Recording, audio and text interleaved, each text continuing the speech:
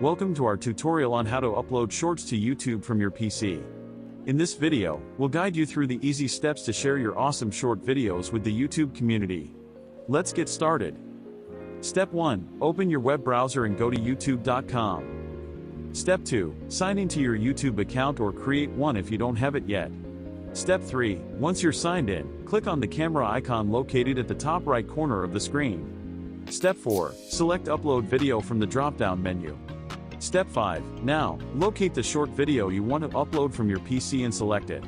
Step 6. While your video is uploading, you can add a title, description, and tags. These help users find your content easily, so make them engaging and relevant. Step 7. Finally, choose the visibility settings for your video. You can set it as public, unlisted, or private. Public means everyone can see it, unlisted means only people with the link can view it, and private means only you can access it. And there you have it. Your short video is now uploading to YouTube. Once it's done, you can share it with your friends, family, or the entire world.